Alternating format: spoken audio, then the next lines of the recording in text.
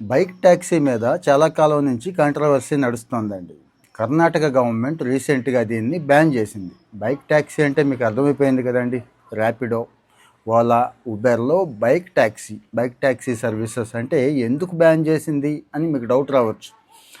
ఈ బైక్ అనేది పర్సనల్ యూసేజ్కి కానీ ట్రాన్స్పోర్ట్ యూసేజ్కి కాదు, అంటే కమర్షియల్ ట్రాన్స్పోర్ట్ యూసేజ్కి కాదు. ఆటోలు, క్యాబులు అంటే ఓకే, కాస్త సేఫ్టీ, సెక్యూరిటీ ఉంటాయి. బైక్ విషయానికి వచ్చేబాటికి అది ఎక్స్పెక్ట్ చేయలేం. యాక్సిడెంట్లు ఎక్కువ అయ్యే అవకాశం ఉంది. జనాలు కూడా ఇబ్బంది పడుతున్నారు. ఆల్రెడీ యాక్సిడెంట్లు ఎక్కువ జరుగుతున్నాయి, ప్రాణాలు పోతాయని చెప్పి గవర్నమెంట్ అంటుంది. ఇంకోవైపు కర్ణాటక, బెంగళూరు లాంటి నగరాల్లో ట్రాఫిక్ చాలా ఎక్కువ ఉంటుందండి. చాలా త్వరగా వెళ్ళాలి అంటే బైకే ఆధారం. రెండోది, అందరూ కూడా ఆటోలు, క్యాబులు భరించలేరు కదా. చాలామంది బైకే ప్రిఫర్ చేస్తారు. కాస్త కష్టమైనా పర్వాలేదు, ఓర్చుకుంటారో 10 నిమిషాలు.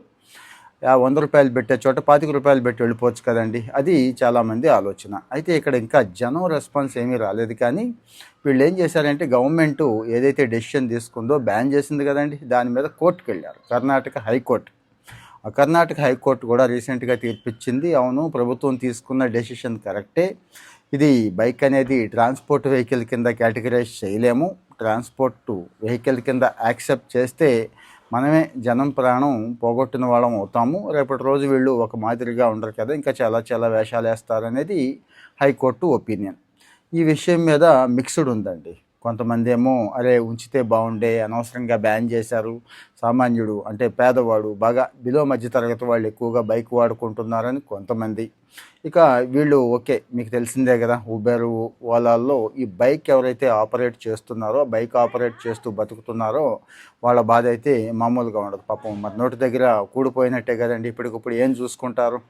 ఇంకా కొంతమంది మాత్రం మంచి పనే జరిగింది. ఈ సేఫ్టీ, సెక్యూరిటీ అనేది గవర్నమెంట్ మరి పట్టించుకోవాలి కదా, గవర్నమెంట్ మంచి డిసిషనే తీసుకుందని కొంతమంది. సో ఈ విషయం మీద మీ ఒపీనియన్ ఏంటి?